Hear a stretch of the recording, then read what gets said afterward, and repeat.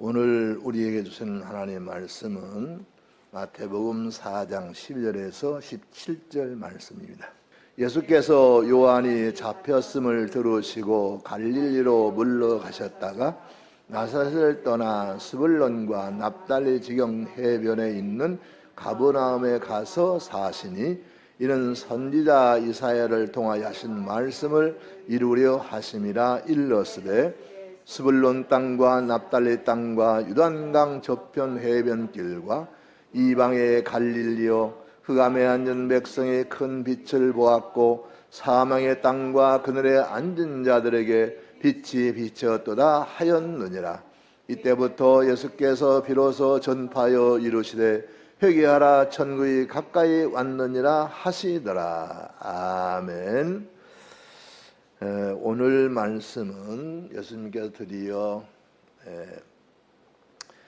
세례를 받으신 다음에 마귀에게 시험을 받으시고 공생애를 시작하실 완전한 준비를 하신 다음에 드디어 공생애가 시작되는 내용의 말씀, 주님이 이 땅에 오신 사역을 시작하신 내용의 말씀인데요. 자, 지난 시간의 말씀을 잠시 돌아보면요, 지난 시간엔 마태복음 4장 1절에 11절 말씀, 세 가지 시험 중에서 시험 받으신 주님에 관한 세 번째 시간이었는데요. 첫째 읽으실까요? 주님은 하나님의 말씀으로 마귀의 모든 시험을 이기셨다. 아멘. 1절에 11절 말씀의 핵심이 되겠는데요. 주님은 마귀의 시험을 이기셨는데 하나님의 말씀으로 이기셨더라.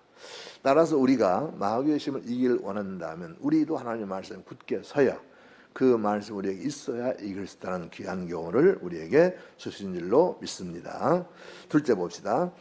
주님은 마귀의 유혹의 허구성을 아셨다. 아멘. 주님은 마귀의 유혹의 허구성을 아셨다, 이런 말씀인데요. 이 마귀가 사실은 내게 절하면, 그리고 나를 경배하면 뭐 이렇게 약속을 했지만은, 그러나 그것은 마귀의 전유물이 아니고요, 하나님이 허락하셔야 가능한 것이죠. 그래, 마귀가 주겠다고 했지만은 그것은 마귀가 줄 수 있는 게 아니죠. 그리고 마귀가 내 설령 절한다 해서 또 마귀의 말대로 경배를 한다고 해서 결대로 마귀가 줄 수 있는 것이 아니다 하는 것을 주님은 아셨고, 그래서 마귀의 이런 시험이 허구에 불과하다는 것을 아셨더라. 오늘도 마찬가지로 우리가 마귀의 유혹과 시험을 이기는 길은 마귀에게 우리의 생사 여탈권이 있는 게 아니고요, 우리 운명이 있는 게 아니고요, 우리 운명 하나님께 달려있다는 사실, 이것을 믿을 때에 아무리 마귀가 우리를 유혹할지라도 우리가 넉넉히 이기게 될 줄로 믿습니다. 셋째입니다. 주님은 겸손하셨다. 아멘. 주님은 마귀의 시험 받으러 가신 것도 그렇고, 그리고 마귀에게 시험을 당하신 것도 그렇고, 그 시험마다 하나님의 말씀 물리치기는 하셨지만 마귀가 그것 정말 허구인 줄 알고 그것이 결코 무슨 권한을 가진 것도 아닌 것을 알면서도 주님은 겸손하게 그 시험을 감당하셨습니다. 이것이 주님의 겸손하심인데요. 그래서 우리들도 사실은 우리 믿음 생활, 그리고 우리 인격의 모든 부분은 겸손에서 나옵니다. 겸손해, 높아 자고한 마음, 교만한 마음, 남보다 나를 낮게 여기는 마음, 그런 게 아니라 겸손해서 이렇게 자기를 낮추고 내려놓는 이런 것이 중요한데, 예수님은 마귀에게 시험 받을 입장이 아니죠. 마귀는 주님 앞에 복종을 해야 할 판인데, 그런데 시험함에도 불구하고 그것을 능히 견디시고 겸손하게 이기셨다는 것, 우리도 주님의 겸손을 본받을 줄로 믿습니다. 자, 오늘 말씀은요, 세례 요한에게 세례를 받으시고 마귀의 세례를 받으시고 드디어 이제 모든 공생애의 사역의 준비를 마친 예수님께서 공생애 사역에 들어가신 내용의 말씀인데요. 자, 예수님께서 공생사를 시작하시면서 세례 요한이 외친 바 있는 회개하라, 천국이 가까이 왔느니라 하는 말씀을 그대로 선포하시는데, 물론 이 내용은 좀 다릅니다만 어떻든지 우리가 중요한 것은 세례 요한도 그러고 예수님도 그러고 그 천일성이 회개란 말이죠. 그런데 믿음의 세계에서 하나님께 나아가는 길에 있어서 회개가 얼마나 중요한 것인가를 우리에게 깨닫게 해주시는 말씀들로 믿습니다. 자, 12절 보시겠습니다. 예수께서 요한이 잡혔음을 들으시고 갈릴리로 물러가셨다가 아멘. 자, 예수께서 요한이 잡혔다, 헤롯 왕에 잡혔다는 거죠. 헤롯 안디바가, 즉 갈릴리를 다스리고 있는 헤롯 안디바가 그 동쪽 지역을 다스리고 있었던 동생 빌립의 아내를 취한 것을 가지고 세례 요한이 이것은 하나님의 나라인 유대 백성들에게 옳지 못하다, 이건 정의롭지 못하다, 어떻게 동생의 아내를 빼앗느냐 책망함으로 해서 이 요한이 헤롯 왕의 미움을 받아 잡히잖아요. 그 잡혔음을 들으시고 갈릴리로 물러가셨다가 그랬어요. 그래서 이 문장을 그대로 보면 잡혔기 때문에 그것이 무슨 원인이 돼가지고 예수님이 갈릴리로 가신 것처럼 이렇게 말씀하고 들을 수가 있는데 그게 아니고요. 여기서 예수께서 요한이 잡혔음을 들으시고 이 말씀은 요한이 잡혔을 때 주님이 갈릴리로 물러가셨다 이런 말씀이거든요. 그래서 예수님의 공적 사역이 세례 요한이 잡혀음으로 시작됐다 이런 말씀이죠. 그러니까 일종의 세례 요한이 회개 세례를 선포할 때는 그 세례 요한의 사역을 놓아두고, 그러니까 그 하나님이 세례 요한을 주신 그 사역이잖아요. 그 사역을 하도록 내버려 두었다가 이제 그 세례 요한의 사역이 끝나자 주님이 공생의 사역을 본격적으로 시작했다 이런 말씀이에요. 그래서 마태가 여기서 세례 요한의 투옥 사실을 언급한 것은 메시아의 선구자였던 세례 요한이 역사의 무대에 사라지고 이제 그 무대가 바뀌는 거예요. 그것을 여기서 강조하기 위해서 쓴 표현이다 이렇게 보시면 되겠습니다.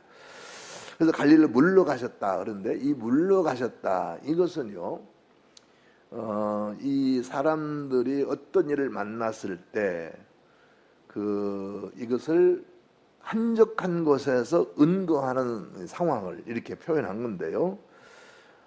예수님께서 자기 고향으로 내려가셨다 이런 말씀이죠. 그러니까 예수님은 이 갈릴리로 물러가셨어요. 갈릴리가 어디냐면 이제 보시겠지만은 갈릴리 그 넓은 땅인데 여기서 갈릴리는 어디냐면 자기 고향입니다. 나사렛입니다.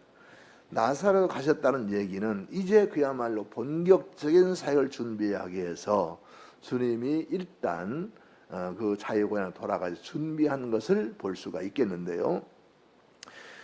그리고 이 공생의 시작을 화려한 예루살렘이나 유명한 도시에서, 사람이 많은 도시가 아니라 이 나사렛처럼 보잘것없는, 실제로 갈릴리에서도요 나사렛은 참 보잘것없는 동네였다고 합니다. 명예롭지 않은 동네, 별로 인정받지 못하는 동네 그랬다고 그래요. 그러니까 주님은 공생의 시작을 그렇게 이름 있지 않은, 우리는 지금 서울로 다 모이잖아요. 서울로 다들 모이거든요. 그래서 뭐 우리 말에 옛말에 말은 나서 제주도로 보내고 사람은 서울로 보내라 이런 말이 있듯이 다 서울로 하는 통에 이제는 그야말로 대한민국은 서울공화국, 지금 수도권의 인구의 반이 산다고 그러잖아요. 이건 망국적 현상입니다. 골고루 지역 균형 발전이 돼서 지역에서도 얼마든지 지역에서도 이 정말 행복을 누리면서 자기 그 직업을 따라서 그렇게 살 수 있도록 그렇게 돼야 되는데 서울만 와야 산다 이것이 되어지기 때문에 이건 망국적 현상입니다. 이건 아주 고약한 건데요. 그런데 예수님은 공생의 사역을 사람들이 인정받지 못하는 나사렛 자기 고향에서 시작하셨다는 이것을 생각할 때 약자를 배려하시는, 우선하시는 주님의 모습, 그리고 이것은 이제 이따 나옵니다만은 이사야 선지자의 예언을 성취시키는 거예요. 그러니까 예수님의 하신 이 행동 속에는 여러 가지가 다 배려되고 고려되는 그런 행동이었다는 것을 우리가 알 수 있는데요. 여기서 그 갈릴리로 나사렛 들어가신 이유를 한 두 가지 정도 특별히 찝어서 생각한다면, 지금 요단강에서 세례 요한이 역사를 했잖아요. 그리고 거기에는 유대의 실력 있는 사람이 다 몰려들었어요. 그런데 예수님께서 거기서 요한의 바트를 그대로 이어받은 것이 아니고, 어떻든 세례 요한의 설교를 들은 사람들은 그 사람들은 그런 사람 나름대로 믿음을 지켜야만 될 것이고, 또 주님은 사람들이 듣지 못하고 알지 못하는, 그리고 인정받지 못하는 지역인 갈릴리 나사렛 가서 사회가 낫다라고 생각하셨을 것 같고요. 또 하나는 세례 요한의 후계자들이 많았을 거 아니겠습니까? 워낙 유명한 사람이고 영역 있는 사람이니까, 그러니까 그들에게 그 유대인들 향한 사역을 맡겨두시고 자기는 아무도 찾지 않는 갈릴리 나사렛, 이 천대받는 지역에 가서 새로 시작하시는 그런 모습을 볼 수 있다. 어쨌든 우리가 여기서 기억하는 것은 예수님은 화려하고 인정받고 그렇게 사람들 박수 받는 곳으로 가신 것이 아니라, 이렇게 사람들이 의면하고 인정하지 않고 가기 싫어하는 그런 곳으로 일부러 들어가셨다는 것, 그리고 거기서 시작했다는 것, 참으로 주님의 큰 뜻을 여기서 우리가 발견할 수 있는 줄로 믿습니다. 자, 그 다음에 우리 13절을 읽어봅시다. 나사렛을 떠나 스불론과 납달리 지경 해변에 있는 가버나움에 가서 사시니. 아멘. 자, 이 지도를 보시면요, 12지파가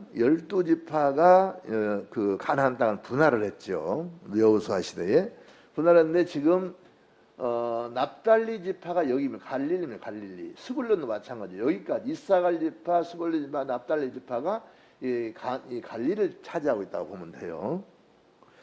그래서 이제 이 신약 지도를 제가 다시 가져왔는데, 여기 보면 이 신약이 와서는 12지파의 납달리, 스불론, 이사갈 지파가 그냥 표현 안 되고 뭐로 표현했냐면 갈릴리로 표현. 갈릴리. 그러니까 갈릴리 핵심은 납달리 지파와 스불론 지파 땅이다, 구약 시대에. 이렇게 보시면 되겠어요. 자, 그래서 예수님은 나사렛을 떠나서 이제 나사렛 들어갔었는데, 거기서 떠나서 스불론과 납달리 지경 해변에 있는 가버나움에 가서 사셨다. 이 가버나움이 어디냐면, 가버나움이 여기 있죠. 나오죠. 여기 가버나움이에요. 여기 가버나움이고요. 이건 가나, 이건 나사렛. 나사렛에서 예수님은 가버나움으로 가신 거죠. 여기 갈릴리 호수고요. 그래서 이 13절에 말씀하고 있는 대로 나사렛을 떠나 스불론과 납달리 지경 해변에 있는 가버나움에 가서 사시니. 나사렛을 떠나서 가버나움으로 가셨다는 거죠. 그런데 왜 주님은 나사렛에서 가버나움 가셨을까? 성경에 보면 나사렛 사람들은 예수를 배척했다고 그럽니다. 성경에 그게 나와요. 그리고 예수님도 그랬잖아요. 선지자는 고향에서 환영받지 못한다. 주님이 그렇게 말씀하시는데, 그런데 나사렛에서 그 인정받지 못하는 사람들을 생각해서 그들에게 우선 고려하여 복음을 전하라고 하셨지만, 나사렛 사람들이 배척을 하니까, 받아들이지 않으니까 소용없잖아요. 짝사랑이죠. 그래서 결국은 환영받는 지역인 가버나움, 갈릴리 가버나움을 가셨더라. 그런데 이런 주님의 이러한 나사렛에서 가버나움 이주는요, 선지자의 예언에 나와 있습니다. 그러니까 이사야서 이사야서 보면요, 이사야서 보면 이 지금 선지자 이사야가 그런 예언을 했어요. 어떤 예언을 했느냐 하면 우리 봅시다. 여기 이사야서 뭐냐면 스불론과 납달리 땅이 복이 있을 것을, 그들이 광명의 나라를 맞이할 것을 말씀을 했는데요. 그 중에 그보다도 먼저 자기 고향 나사렛에서 떠나서 그 갈릴리 지방의 가장 중심적인 가버나움에 가셨는데, 그래서 결국은 이 납달리 땅 그리고 스불론 땅이 복을 받게 됐는데, 이것은 옛날 역사로 돌아가면 이해가 좀 쉬워집니다.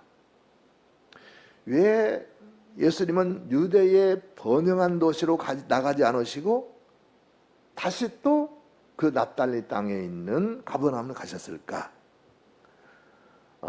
이 사사기 5장에 보면 그 여선지자 드보라 얘기가 나오면 드보라, 이스라엘 백성들이 하나님 보시기에 악을 행했어요. 그래서 하나님께서 가나안 왕 야빈이라는 사람의 손에 붙여서 20년 동안 야빈이 이스라엘을 다스립니다. 이스라엘 온갖 학대를 다 당하게 돼요. 그때 이제 때가 참에 하나님께서 드보라라고 하는 여선자를 세웁니다. 그 여선지로 하여금 하나님의 백성 이스라엘을 해방시키도록 사명을 주셔요. 그래서 드보라가 떨쳐 일어나면서 각 지파에다 사람을 보냈어요. 나와 함께 이 가나안 왕 야빈을 물리칩시다 하고 사람을 보냈는데 12지파 가운데 다 거절하고 여기에 적극적으로 호응하고 나온 지파가 납달리 지파, 스불론 지파예요. 납달리 지파하고 스불론 지파는 땅을 차지한 그 갈릴리 지방도 그렇게 무슨 뭐 전혀 이렇게 유명하거나 그렇게 유익한 지방이 아니고 별 볼 일 없는 지방이었단 말이에요.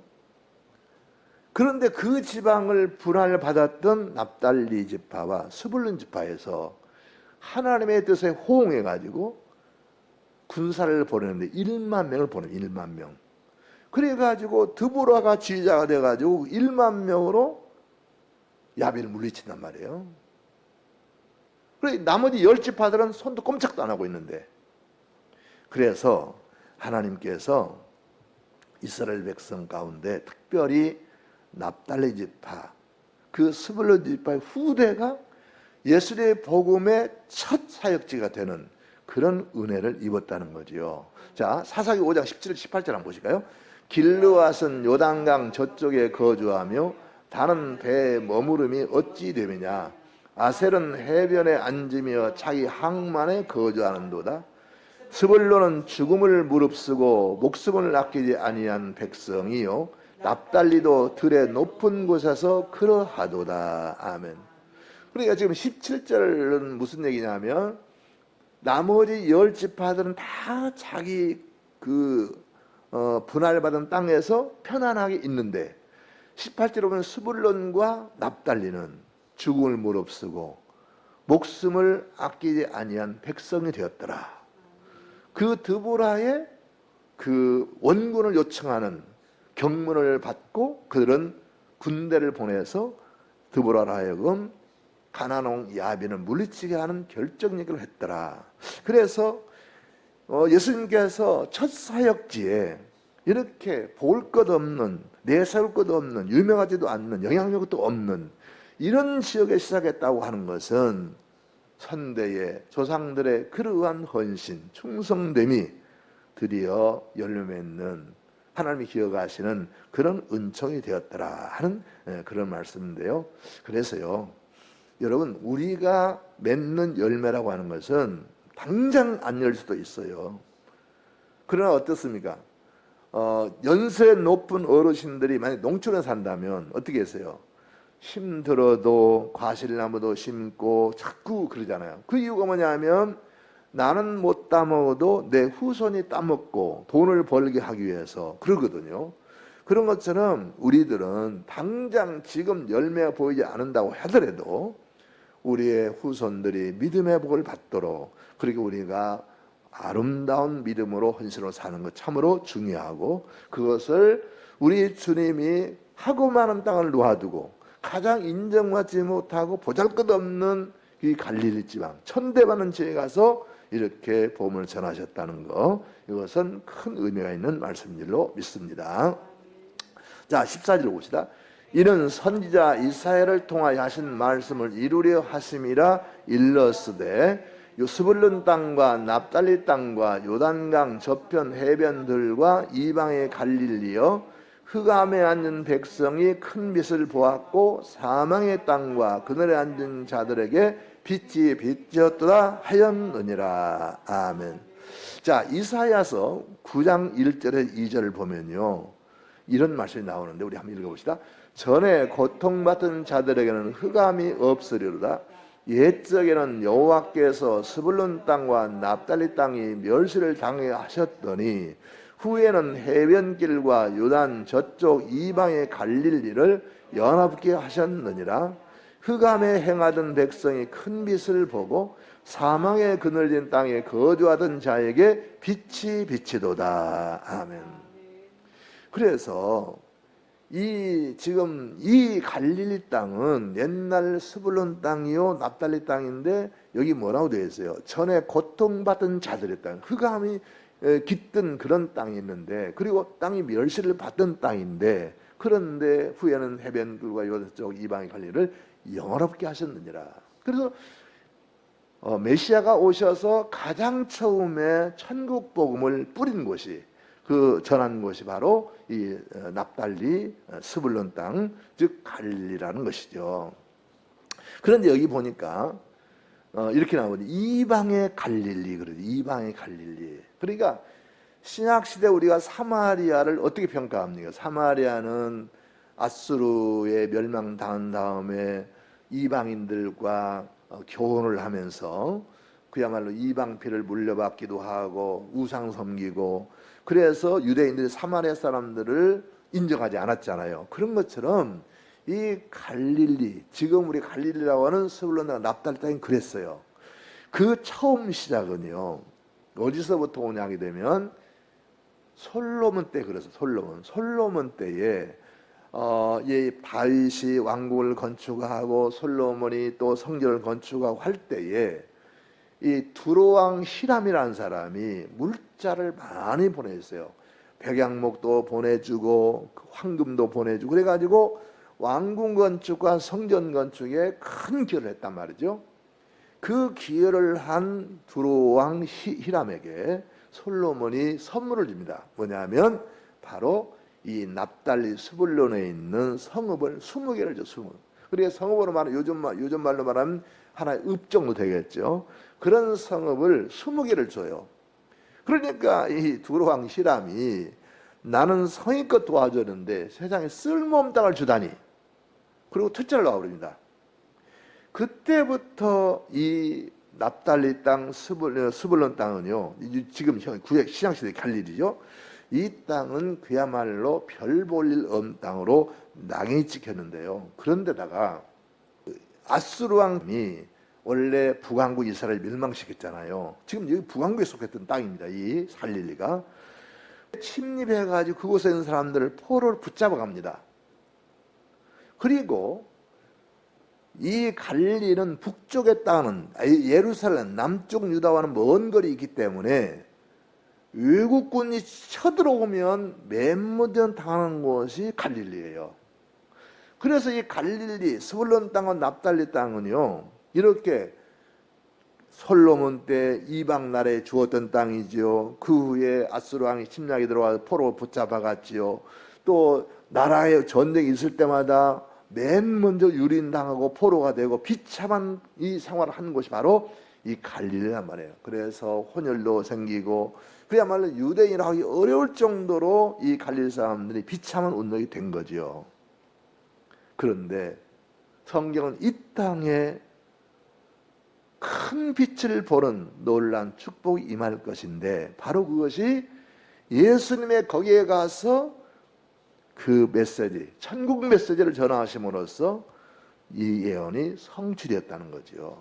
그러니까 우리 성경의 모든 말씀들은, 그리고 주님의 하신 모든 일들은요, 단순하지 않습니다. 그냥 하는 게 아니고 그 이면에는 이런저런 하나님의 말씀들이, 약속들이, 그 예언들이 거기에 있게 되는 것이고, 그것을 이루기 위해서 주님은 우리가 생각하기에, 아니 천국 복음을 전하려면 유대에 가서 그 정통 유대인들, 그리고 예루살렘에 가서 사람 많은 데 가서 인정받는 곳에 하실 것이지, 왜 인정도 못 받고 비참하고 그렇게 대접도 못 받는 그런 지역에 가서 하셨을까? 알아봤더니 이러한 연유가 있더라. 그래서 여러분, 하나님의 모든 말씀은 다 그 배경이 있어요. 그래서 그 말씀을 그냥 아멘으로 받고 믿음대로 살면 그 약속의 축복이 우리 가운데 이루어지게 되는 줄로 믿습니다. 이방의 갈릴리, 그리고 이방인들이 많이 유린하는, 뺏어가고 거의 주둔하고 이렇게 됨으로써 결국은 유대색이 얇아진 동네. 그래서 유대인들은 이 갈릴리를 이방의 갈릴리라 그랬다는 거죠.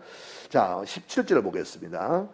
이때로부터 예수께서 비로소 전파하여 이르시되 회개하라, 천국이 가까이 왔느니라 하시니라. 아멘. 자, 이때부터 이 말씀은 드디어 이제 가버나움에서부터 본격적인 복음이 전파되었다. 주님의 공세 시작되었다라고 하는 그런 말씀인데요. 예수님의 공생의 활동이 이와 같이 가버나움에서 시작된 건 아까 말씀드린 대로 그 스불론 땅과 납달리 땅이 그렇게 큰 빛을 볼 것이고 영원한 땅이 될 것이라고 하는 예언이 성취되는 과정이 되는 것이고요. 자, 그래서 이 전파의 핵심이 뭡니까? 전파 이르시되 회개하라, 천국이 가까이 왔느니라.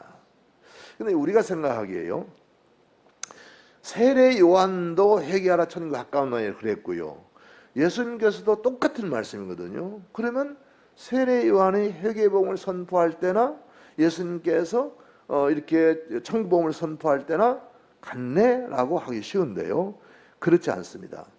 세례 요한의 선포는요, 구약에 약속된 그 말씀에 따라서 메시아가 오실 것인데, 그 메시아를 여러분들이 받으려면, 메시아를 여러분들이 받고 그 은혜에 참여하려면 여러분들이 마음을 비우는 준비가 필요하다.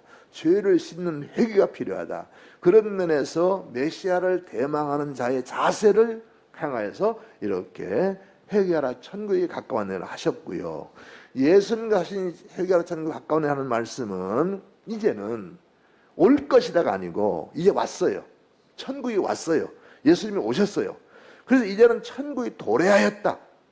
그러므로 이제 그 천국에 들어가려면 믿고 회개해야 된다는 본격적인 복음의 선포라는 면에서 다르다는 사실을 여러분들이 기억하시기 바랍니다. 자, 이 천국의 선포, 하나님의 나라 가까이 왔다는 이 사역은요, 예수님의 핵심 사역입니다. 예수님께서 여러 말씀을 많이 하셨지만 그 말씀을 줄이면 천국의 선포예요. 하나님의 나라에 들어가도록 우리를 초청하시는 말씀이에요. 왜 이 천국 선포가 중요하냐면요, 제가 세 가지 관점 말씀을 드리겠습니다. 첫째는 주님의 사역의 처음과 끝입니다. 예수님께서 지금 천국 복음을 시작하시면서 회개하라, 천국 가까웠네 그랬잖아요. 그리고 주님께서 승천하실 때 또 동시에 주신 말씀이 이 말씀이에요.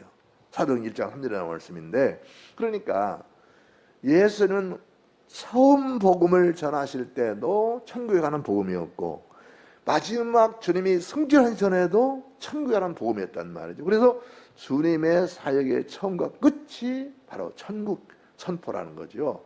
그만큼 중요하다. 두 번째는 뭐냐면요, 이 복음서를 통해서 천국, 하나님의 나라는요 계속 등장합니다.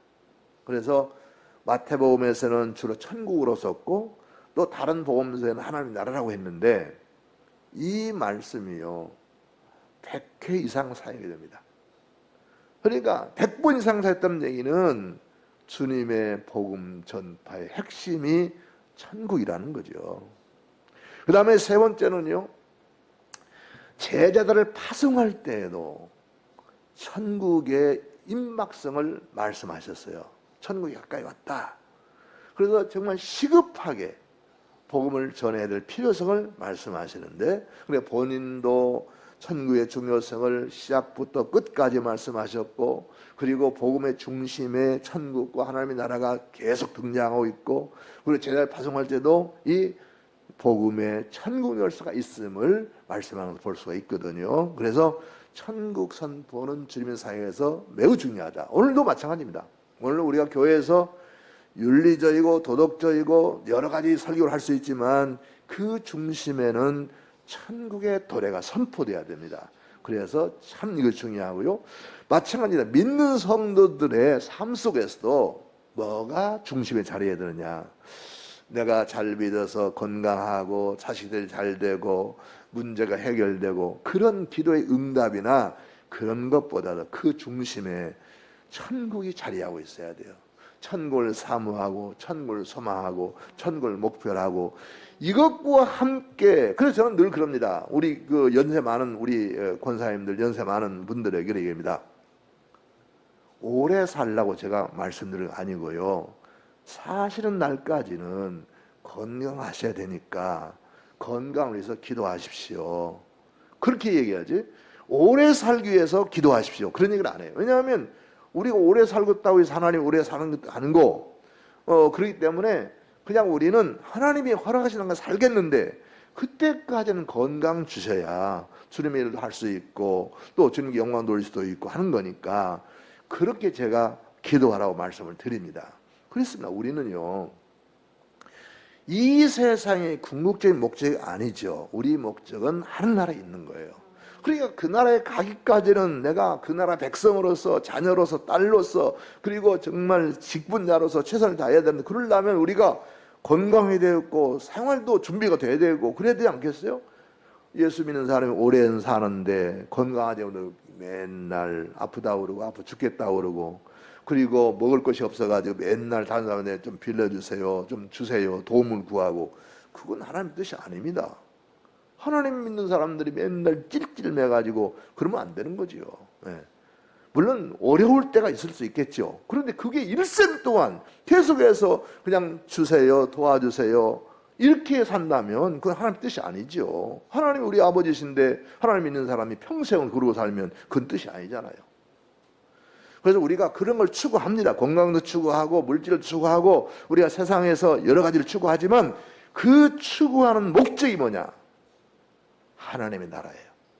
내가 사는 날 동안 이 땅에서 하나님의 나라를 보이고 드러내고 전하고, 그리고 하나님 나라에 갈 수 있는 준비가 되어야 되는 것이지, 이 땅에서 잘 먹고 잘 살고 즐기고 그러기 위해서 물질도 필요하고 건강도 필요하고 이런 것은요 정반대죠. 그래서 우리가 우리 믿음의 핵심에 천국이 자리해야 된다는 사실을 기억하시기 바랍니다. 자, 오늘 말씀을 정리하겠습니다. 첫째 봅시다. 믿는 사람들은 때를 분별할 수 있어야 한다. 아멘. 예수님은 세례 요한의 붙잡힘을 들으시고 나사렛으로 이동하셨다 그랬어요. 그리고 가버나움 가셨다 그랬어요.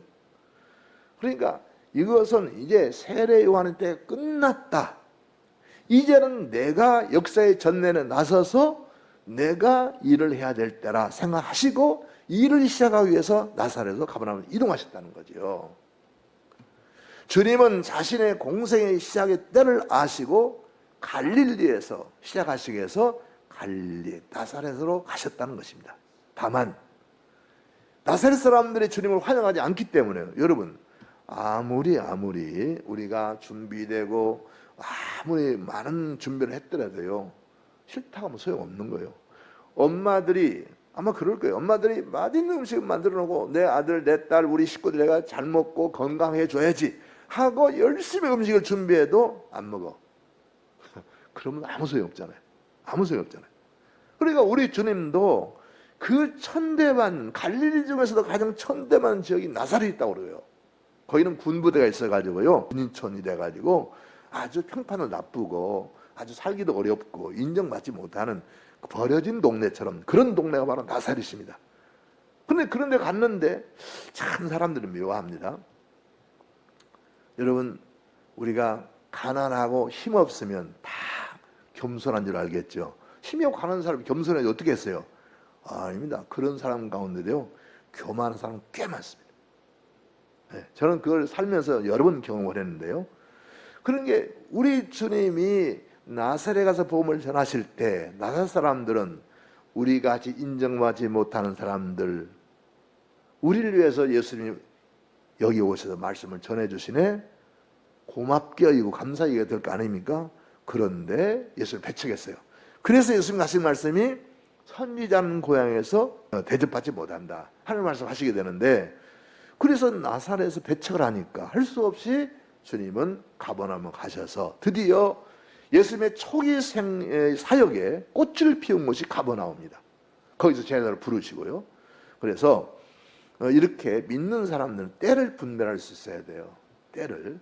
그래야지 때가 지금 낮인지 밤중인지 새벽인지 때 모르고 살면 안 되는데, 주님은, 그리고 하나님도 그래요. 하나님 성경에 보면 때가 참해 이런 말씀을 하시는 걸 볼 수 있는데, 때가 중요하다는 거. 그래서 이 분별할 수 있는 이 분별력 우리에게 있어야 할 줄로 믿습니다. 자, 둘째 봅시다. 하나님은 소외되고 배척된 사람들을 우선 배려하신다. 아멘. 네. 지금 예수님은 이스라엘에서 가장 배척받는 동네, 사마리아보다도 더 배척받는 동네, 그래서 이방 지역으로 평가되었던 갈릴리, 그곳에서 처음 복음을 시작하시거든요. 이런 예수님의 모습, 그 소외되고 배척된 사람들을 우선 배려하시는 이런 모습, 이게 필요하고요. 그리고 이 이면에는 아까 말씀드린 대로 드보라 시대의 헌신, 그리고 이사야의 예언, 이 땅이 흑암에 앉아있던 땅이 빛을 볼 것이면 영원하게 될 것이다 하는 그 예언, 그리고 소외된 자를 배려하시는 주님의 선한 뜻, 이걸 따라 주님이 갈릴리, 나사렛에 이르셨지만은, 그러나 그 갈릴리에서도 나사렛에서는 주님을 배척했어요. 그런데 가버나움에서는 주님을 환영함으로 거기에서 주님이 초기 사역을 성공적으로 수행하시는 볼 수 있는데요. 그래서요, 주님께서 은혜를 베푸실 때는요, 아멘으로 받아야 되고요. 그리고 그 주님의 베푸신 은혜에는 그 주님의 뜻이 있어요. 그래서 우리는 언제나 주님 뜻에 따라서 아멘하고 기쁨으로 감사함을 받는 것이 소중한 줄로 믿습니다. 세 번째요, 회개는 천국의 통로다. 아멘. 주님의 공생의 가운데 첫 음성이 뭐냐? 회개하라, 천국이 가까이 왔느니라. 이 말씀은요, 회개함이 없이는 천국에 들어갈 수 없다고 하는 말씀이에요. 저는 격동기의 예수를 믿은 사람이잖아요. 또 신학을 했고, 그러니까 삼공화, 박정희 시대, 전두환 시대, 이 불의가 가득했던 시대에 제가 이제 청년 시대의 예수를 믿은 사람이고 또 신학을 한 사람인데요. 그때 한국 교회는 아무것도 안 가지고 서로 분쟁하고 이렇게 논쟁을 했어요. 뭐냐면, 예를 들어 전두환 같은 경우, 그 우리 교계에서 내노라는 분들이 가가지고 국보위라고 하는 그 불법 단체를 만들 때 거기 가서 기도해주고 축복해줬잖아요. 그걸 이제 많은 사람들 비판한 거예요. 어떻게 그런 살인마를 위해서 군인이 총칼로 정권을 잡는 일에 대해서 목사님들 가서 축복하고 기도해 줄 수 있느냐? 그랬더니 하는 말이 뭐냐 하면, 용서해 줘야지 어떻게 하냐. 그러면 여러분, 용서의 기본 전제가 있죠. 뭡니까? 무조건 자비로 용서하는 겁니까? 뭐지요? 뭐가 있어야 되죠? 회개가 와야지요. 만약에 그 사람이 내가 잘못했어, 내가 사람들을 죽이고 정권을 잡고 잘못해서 하고, 그리고 내가 그래서 내가 그만두고 지금 내가 물러나겠어 하고 그런다면 얼마든지 그럴 수가 있어요. 그런데 여전히 국보위라는 조직을 해가지고 총칼로 나라를 잡고 사람을 죽이고 해가지고 지금 강제로 나라를 접수하고 있는 상황인데, 그 상황에 가서 그런 했다는 거 정말 치욕스러운 일입니다. 치욕스러운 일이에요. 그러면서 그러니까 뭐냐면 용서해 줘야지 정죄하면 안 된다. 그럴듯한 말을 하는데 있을 수가 없는 일입니다. 지금은 그런 말을 하나도 없어요. 지금은 전두환 용서해 주는 사람 하나 없어요. 왜냐하면 지금은 전두환은 죽었거든. 아무 힘도 없는 사람이거든. 근데 그 당시 대통령이니까 정부를 갖고 있으니까 국가권력을 갖고 있으니까 그땐 그때 이 말들을 했단 말이에요. 한심한 거죠. 그 열매가 오늘의 한국교회 혼란인 거예요. 정의가 없어요. 정의가. 여러분 회개 없이는 천국 간다 못 간다? 못 갑니다. 어떻게 회개하지? 회개는 씻는 거죠. 죄를 씻는 거잖아요. 죄 씻지 않고 더러우지 뭔가 저거 들어갑니까? 못 가는 거예요. 회개하면 복이 임합니다. 현재적으로 임하시는 하나님 나라의 평강을 누릴 수 있고요. 그리고 장차는 영원한 하나님의 나라의 영생복락을 누립니다. 그러니 만약에 내 친구가 날 잘 아는 사람이 예를 들어서 목사님 회개하십시오. 장로님 회개하십시오. 권사님 회개하십시오. 그러면요. 우리 어떻게 반응해야 돼요? 일단 어떻게 될까요? 회개하란다고 무조건 회개할 수는 없는 거잖아요. 그러면 가만히 있어봐. 저 사람이 뭐 때문에 나보고 회개하라고 그러지? 그럼 우리가 분별력이 있어요 없어요? 있잖아요. 그럼 분별을 가지고 나를 돌아봐야죠. 저 사람이 나보고 왜 회개하라고 그러지?